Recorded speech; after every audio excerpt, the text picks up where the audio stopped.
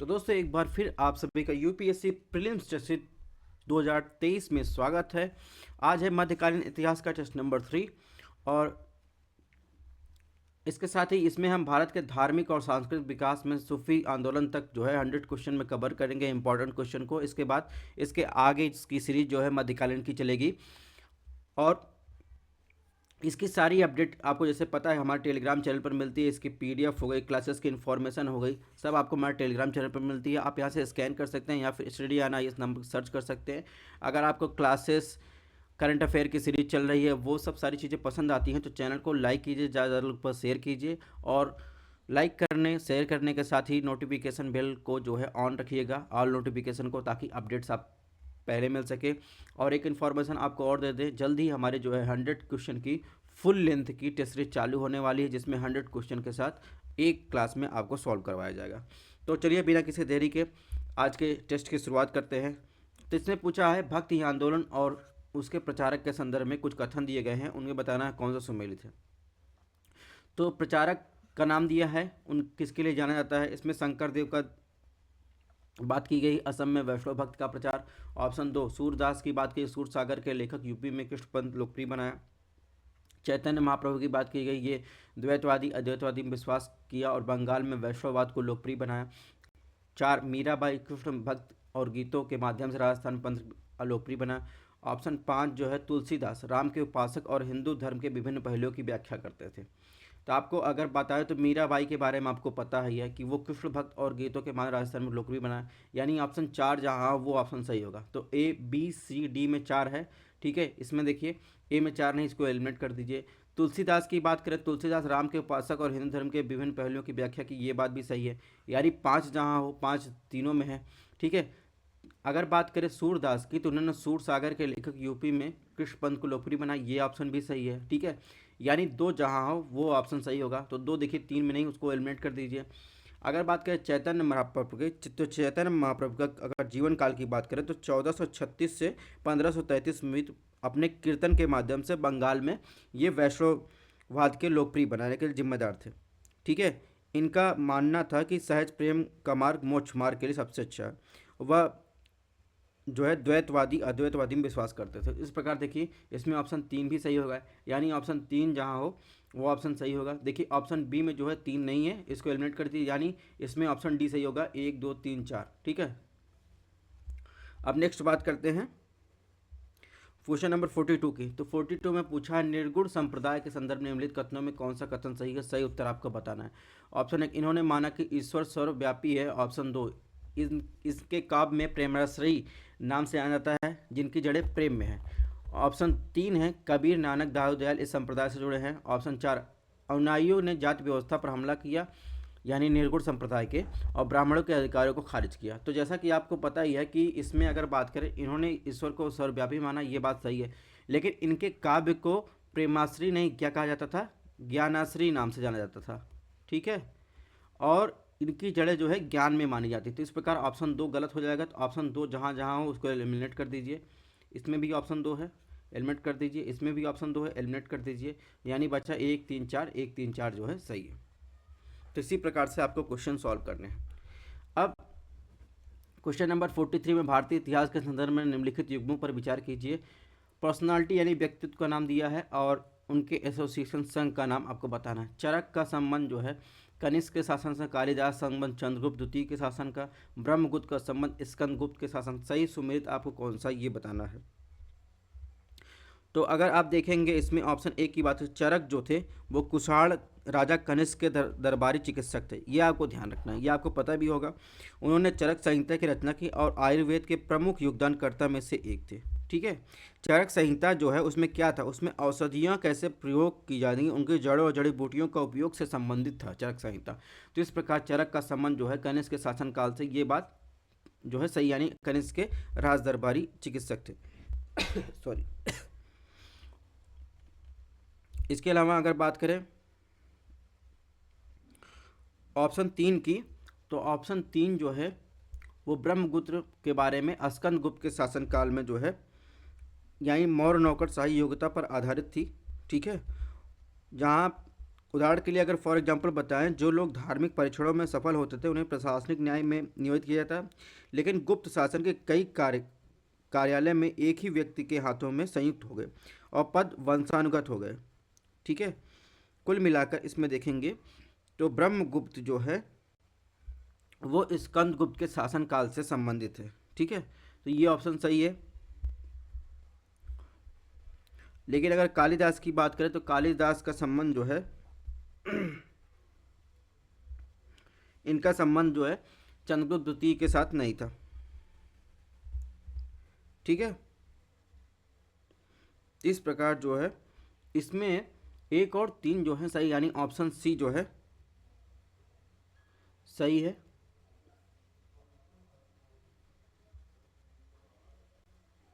Next question की बात करें,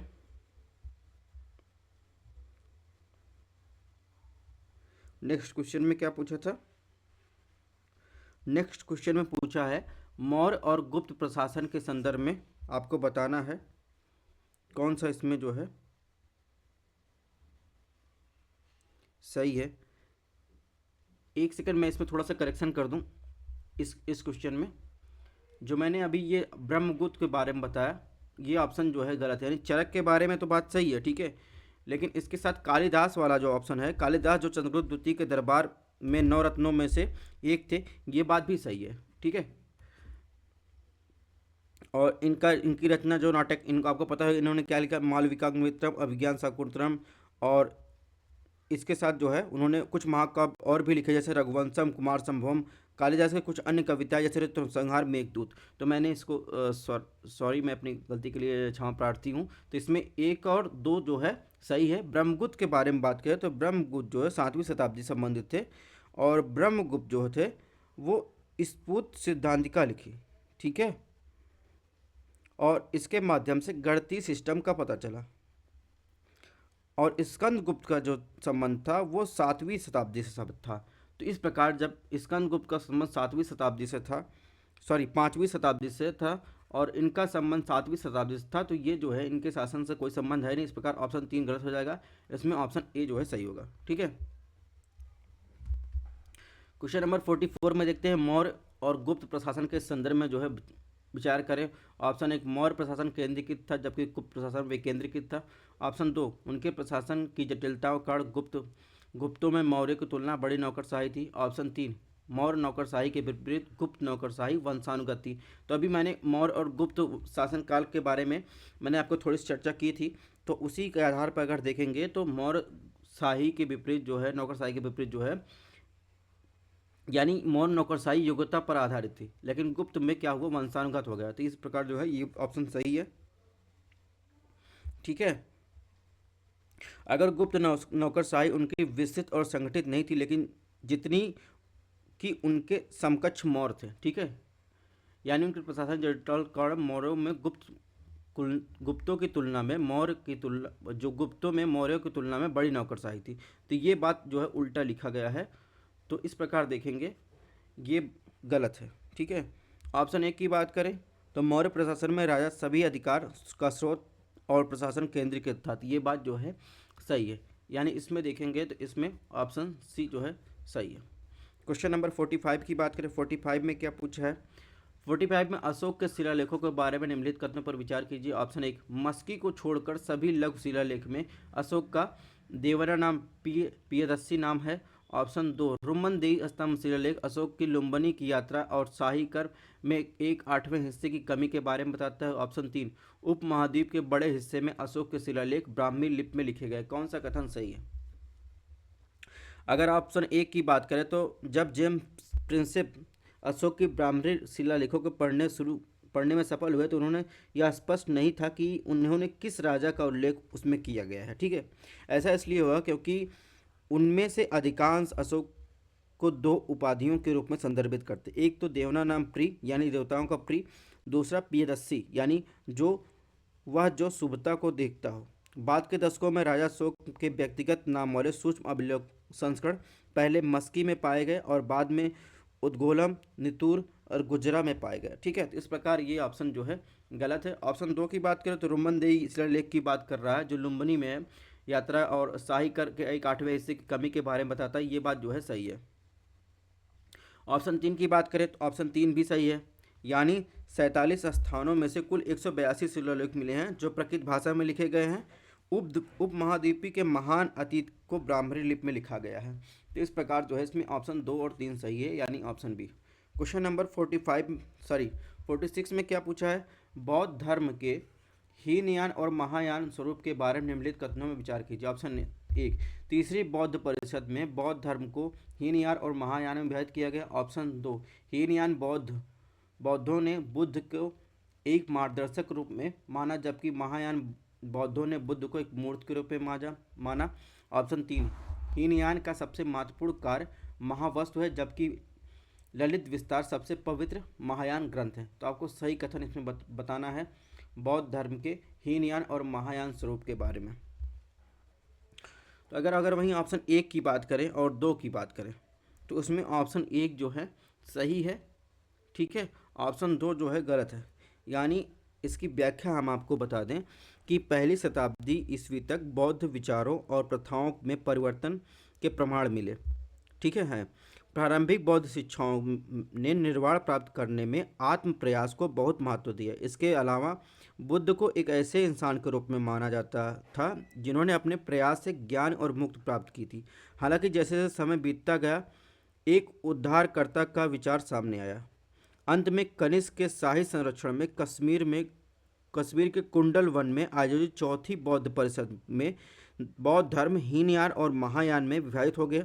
महायान ने संस्कृत को अपनी भाषा के रूप में अपनाया और मूर्ति के रूप में बुद्ध की पूजा करना शुरू किया, जबकि हीनयान ने पाली का अनुसरण करना जारी रखा और बुद्ध को एक मार्गदर्शक के रूप में माना, ठीक है। तो इस प्रकार ऑप्शन 1 गलत, ऑप्शन 2 सही। ऑप्शन 3 की बात करें तो हीनयान बौद्ध धर्म का सबसे महत्वपूर्ण कार्य महावस्तु है जो कहानियों का भंडार है, जबकि ललित विस्तार सबसे पवित्र महायान ग्रंथ है जिसने अश्वघोष के बुद्ध चरित्र के लिए एक साहित्यिक सामग्री की आपूर्ति की थी, ठीक है। इस प्रकार ऑप्शन 3 जो है सही है। एक सेकंड, ऑप्शन 3 जो है सही है। इस प्रकार इसमें कौन सा पूछा सही है? 1 और 3, यानी ऑप्शन सी। क्वेश्चन नंबर 47 देखते हैं, इसमें क्या पूछा है? कुषाण शासन के बारे में निम्नलिखित कथनों पर विचार कीजिए। कौन सा कथन सही है? ऑप्शन 1, उन्होंने गुप्तों द्वारा जारी किए गए सिक्कों की तुलना में उच्च स्तर के धात्विक शुद्धता वाले सोने सिक्के जारी किए। ऑप्शन 2, वे सिक्के जारी करने वाले भारत के पहले शासक थे जिन्हें निश्चित रूप से राजाओं के लिए जिम्मेदार ठहराया जा सकता है। ऑप्शन 3, उन्होंने एक सिक्के के पीछे की तरफ एक राजा और एक तरफ देवता का चित्र जो है चित्रित किया। तो आपको कुषाण शासन के बारे में बात करना है। तो प्रारंभिक जो कुषाण राजा थे तो उन्होंने गुप्त सोने सिक्कों की तुलना में उच्च स्तर की धात्विक शुद्धता वाले कई सोने के सिक्के जारी किए, ठीक है। तो इस प्रकार जो है ऑप्शन 1 जो है इसमें सही हो जाएगा। ऑप्शन 2 की बात करें तो ऑप्शन 2 जो है गलत है, यानी यूनानियों द्वारा जारी किए गए सिक्कों की बड़ी संख्या के कारण भारत यूनानी शासन भारत के इतिहास में महत्वपूर्ण है। भारत के पहले शासक थे जिन्होंने सिक्के जारी किए। प्रारंभिक पंच चिन्हित यानी पंचमार्क सिक्के के मामले में यह संभव नहीं है, जिन्हें निश्चित रूप से किसी विशेष राजवंश को नहीं सौंपा जा सकता। भारत में सोने के सिक्के जारी करने वाले पहले भारतीय यूनानी भी थे और कुषाणों के तहत इनकी संख्या में वृद्धि हुई, ठीक है। तो इस प्रकार ये ऑप्शन गलत है, इससे रिलेटेड क्वेश्चन आ भी चुका है। ऑप्शन 3 की बात करें, ऑप्शन 3 जो है सही है, यानी कुषाण ने सोने और तांबे के कीमती धातुओं वाले डाई स्ट्राइक तकनीक द्वारा, लेकिन इनके अपने नाम पुतले शैली की गोलाकार आकार डिजाइन में गढ़ा गया।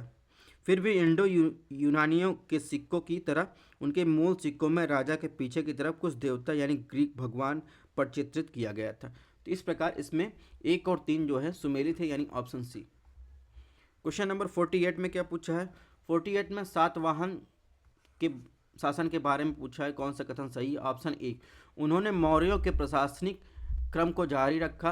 ऑप्शन 2, वे धार्मिक योग्यता के लिए कर मुक्त भूमि अनुदान देने वाले पहले शासक थे। ऑप्शन 3, इस काल में कल्याणी पश्चिमी तट पर एक महत्वपूर्ण बंदरगाह था। तो इसमें देखेंगे ऑप्शन 1 की बात करें तो ये बात सही है कि उन्होंने मौर्यों के प्रशासनिक क्रम को जारी रखा, ठीक है। इसके अलावा ऑप्शन 2 की बात करें तो सातवाहन भारतीय क्षेत्रों में बौद्ध और ब्राह्मणों को धार्मिक योग्यता हासिल करने के लिए जो है कर मुक्त भूमि अनुदान देने वाले पहले व्यक्ति थे। बाद की अवधि में यह प्रथा अधिक प्रमुख हो गई और सातवाहन राजाओं ने ब्राह्मण होने का दावा किया और वर्ण व्यवस्था यानी सामाजिक संरचना के 4 गुना विभाजन को बनाया और अपना प्राथमिक कर्तव्य माना। ठीक है,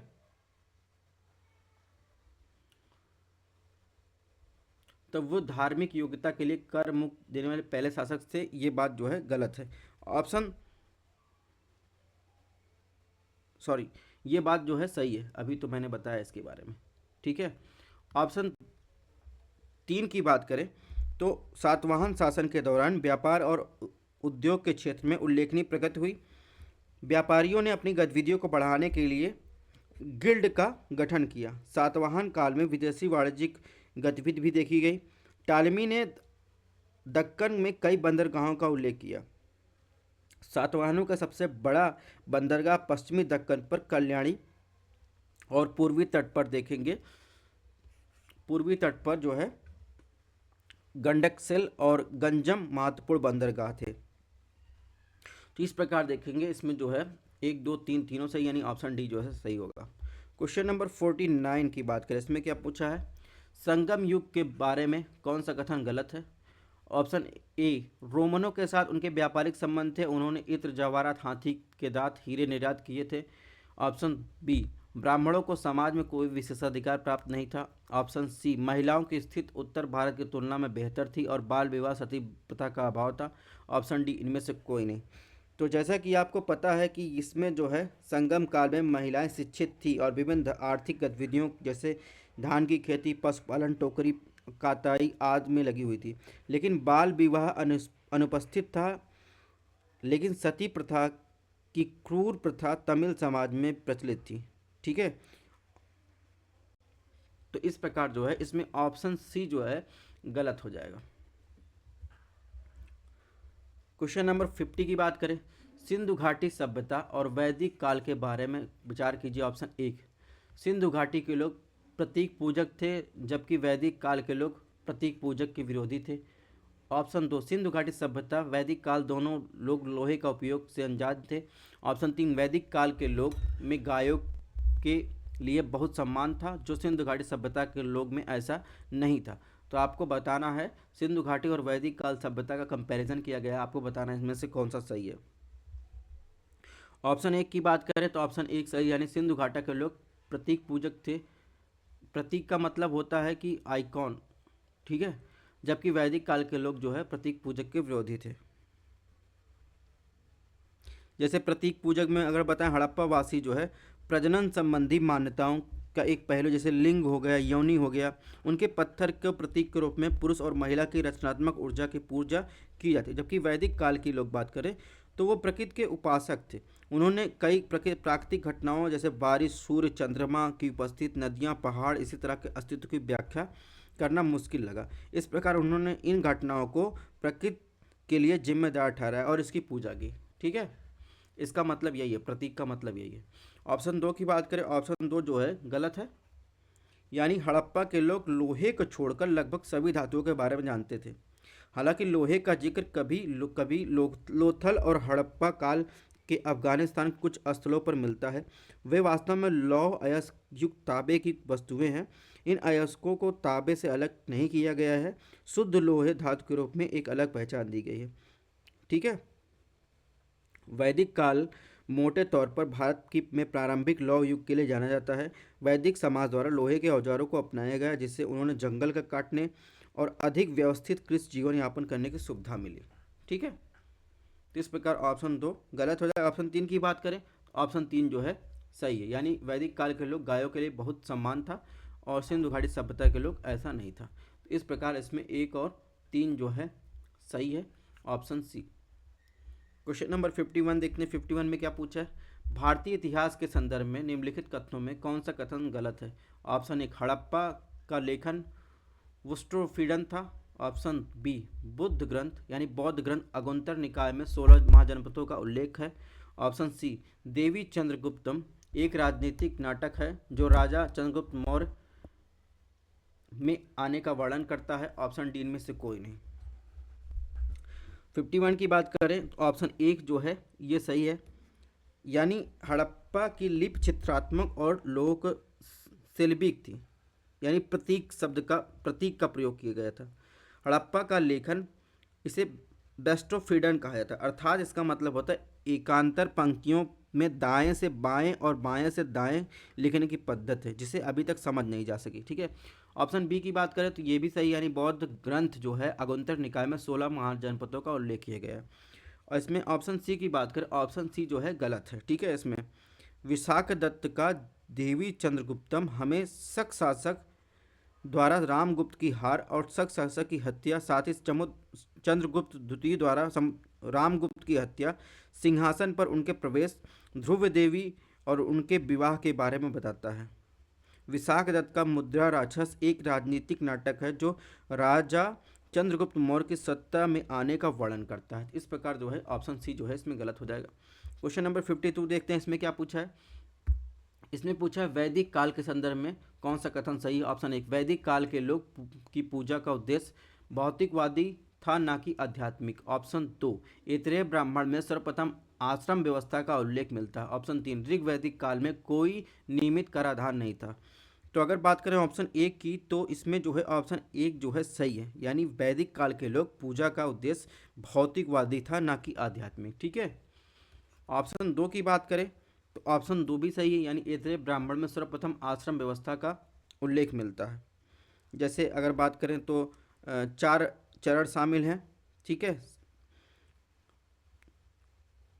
जैसे उच्च जाति के जो पुरुष सदस्य थे उनके जीवन को विनियमित करने के लिए उनमें चार चरण शामिल, जैसे ब्रह्मचारी या छात्र जीवन, गृहस्थ या गृहस्थ का जीवन, वानप्रस्थ, आंशिक सेवानिवृत्त, सन्यासी यति या पूर्ण सेवानिवृत्त या तपस्वी का जीवन। ठीक है।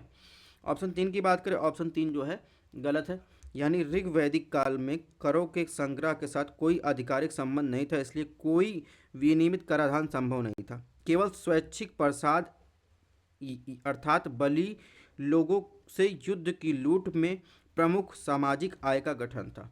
तो इस प्रकार जो है इसमें एक और दो जो है सही है, यानी ऑप्शन ए। क्वेश्चन नंबर 53 देखते हैं। 53 में क्या पूछा है। इसमें कुछ विषय दिए गए हैं, उनके लेखक के बारे में पूछा है, कौन सा युग सुमेलित है।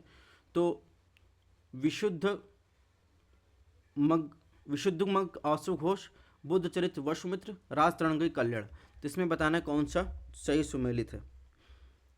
तो विशुद्धि मग्गा या शुद्धि का मार्ग जो है वो बुद्ध घोष द्वारा लगभग 5वीं शताब्दी में थेरवाद बौद्ध धर्म के तहत लिखा गया था।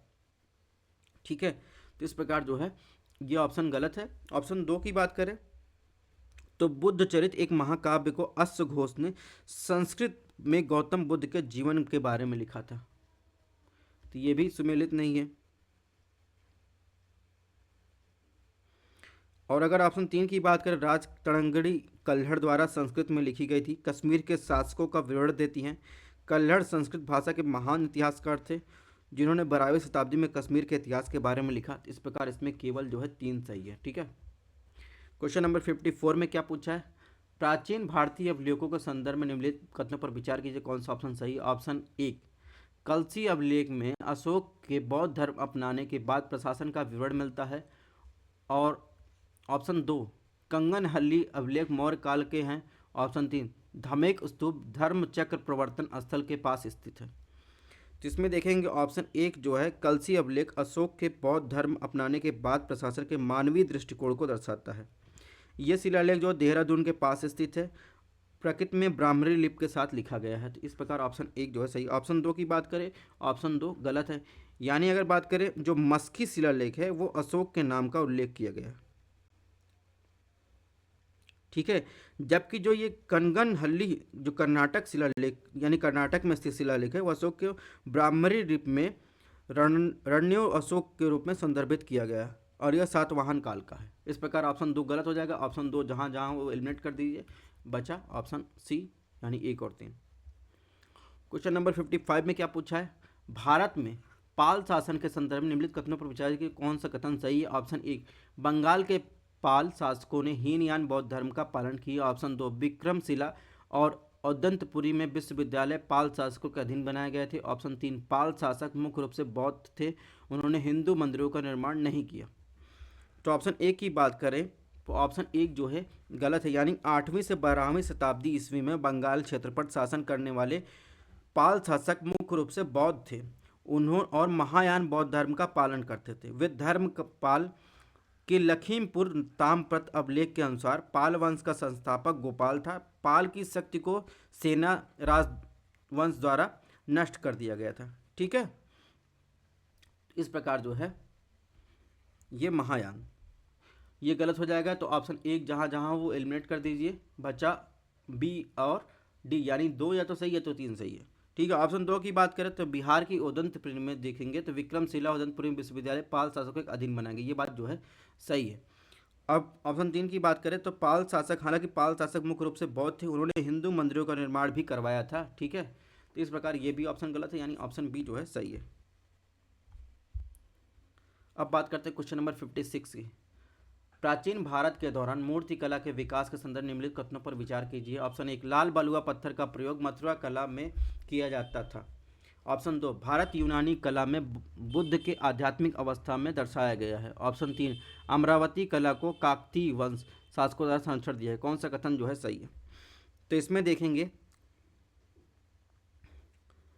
इसमें कौन सा कथन सही है। अगर बात करें ऑप्शन 1 की तो मथुरा कला विद्यालय को स्वदेशी रूप से विकसित किया गया था, यह किसी भी बाहरी प्रभाव से रहित था।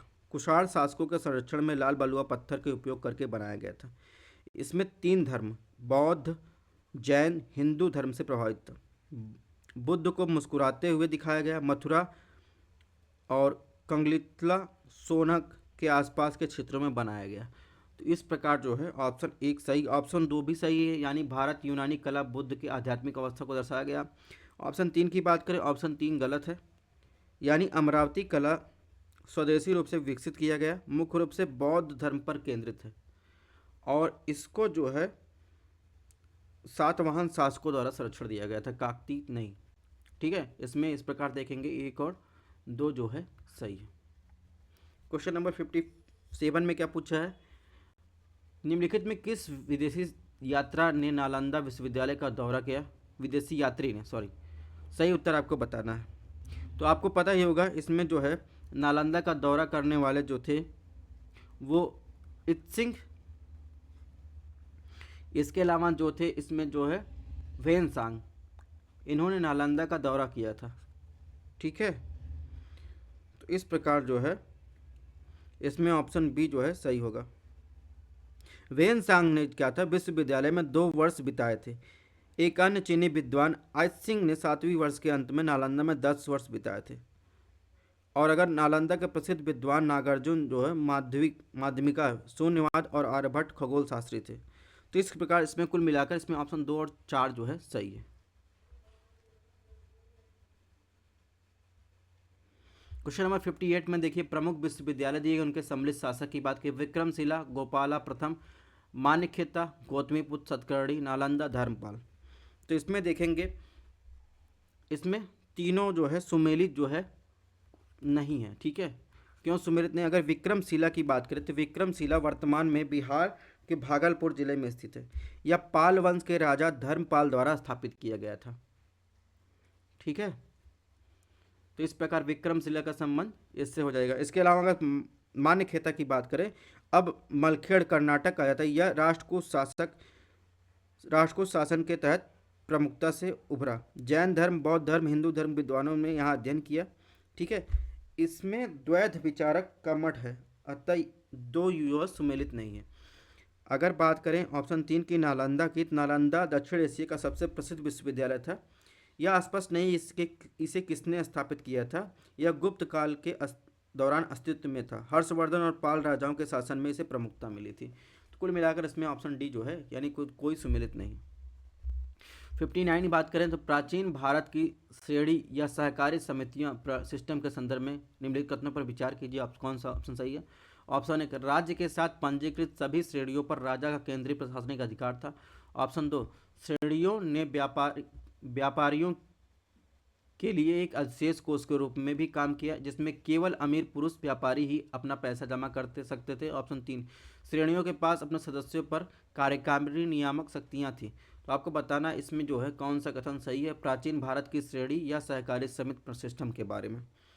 तो अगर बात करेंगे इसमें जो है ऑप्शन एक की, तो ऑप्शन एक जो है सही है, यानी प्रत्येक सहकारी समिति या राज्य के केंद्रीय प्राधिकरण के साथ पंजीकृत था और राजा उन पर मुख्य प्रशासनिक अधिकारी था।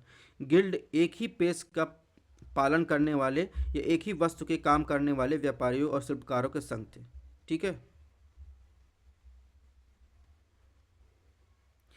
अगर बात करें नृगोधा जातक में एक कहानी है जिसमें उल्लेखित कुछ अधिकारियों को, जिन्हें भंडारिका नाम से जाना जाता था, गिल्डों के लेन देन और सम्मेलनों का रिकॉर्ड रखने के लिए नियुक्त किया जाता था। इस प्रकार ऑप्शन एक सही। ऑप्शन दो की बात करें, ऑप्शन दो गलत है, यानी उन्होंने अपना मुखिया चुना और आपसी सद्भावना के आधार पर अपने व्यवसायों का विनियमित करने के लिए कीमतों और गुणवत्ता के संबंध जो है अपने नियम बनाए और उन्होंने बैंक के रूप में भी काम किया, जनता से एक निश्चित ब्याज दर पर जमा प्राप्त किए।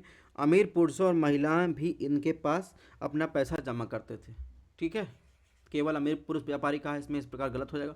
ऑप्शन तीन की बात करें तो तीन भी सही है, तो इसमें जो है एक और तीन जो है सही, यानी ऑप्शन सी। क्वेश्चन नंबर 60 की बात करें, इसमें प्राचीन इतिहास के संदर्भ में पुरातत्व स्थल दिया गया, वर्तमान राज्य दिया गया। चिरिंद उत्तर प्रदेश, कोल्डीवा बिहार, बुर्जहोम हिमाचल प्रदेश, गुफराकाल जम्मू कश्मीर। तो आपको बताना है इसमें कौन सा जो है सुमेलित नहीं है। तो अगर बात करें इसमें ऑप्शन एक की, चिरंद जो है वो बिहार में एक पुरातात्विक स्थल है जो गंगा नदी के उत्तरी तट पर स्थित है और यहाँ से नव पाषाण युग का पहला ज्ञात स्थल है और इसमें एक बड़ा प्रागैतिहासिक टीला है। ठीक है, तो इस प्रकार ये चिरंद जो है बिहार से संबंधित है। और इसके अलावा कोल्डीवा ये इलाहाबाद बेलन नदी किनारे यानी उत्तर प्रदेश संबंधित है। तो इस प्रकार एक और दो जो है गलत हो जाएगा। ठीक है, अगर बुर्जहोम की बात करें तो आपको पता है बुर्जहोम जो है पुरातात्विक स्थल है, जम्मू कश्मीर राज्य कश्मीर घाटी से संबंधित है, ये जो है इससे सुमेलित है। ठीक है, गुफकाल जो है शाब्दिक रूप से खाड़ी, गुफा क्राल यानी कुम्हार, दक्षिणी कश्मीर के जिले पर स्थित है। तो इस प्रकार जो है इसमें सिर्फ जो है ऑप्शन 4 सुमेलित है, यानी ऑप्शन 4 जो है सही है, सॉरी सुमेलित नहीं है। 1 2 3 जो है गलत है, यानी 1 2 3 कहाँ है, 1 2 3 देखेंगे ऑप्शन बी में है। ठीक है, तो दोस्तों इस प्रकार हमारा 60 क्वेश्चन का टारगेट पूरा हुआ। करंट अफेयर के सीरीज चैनल है उसको आप जरूर देखें। टेस्ट जो है लगभग 1200 टेस्ट हम लोग दे चुके हैं, 1200 क्वेश्चन के टेस्ट दे चुके हैं, उसको आप जरूर देखें। इसकी पीडीएफ जो है आपको हमारे टेलीग्राम चैनल पर मिल जाएगा, आप यहाँ स्कैन कर सकते हैं। थैंक्स फॉर वाचिंग, अपने हेल्थ का ध्यान रखिएगा। एक रिक्वेस्ट और है, अगर आपको टेस्ट थोड़ा सा पसंद आ रहा हो ज़्यादा लोगों पर शेयर कीजिए, चैनल को लाइक सब्सक्राइब शेयर कीजिए। मिलते हैं नेक्स्ट टेस्ट में।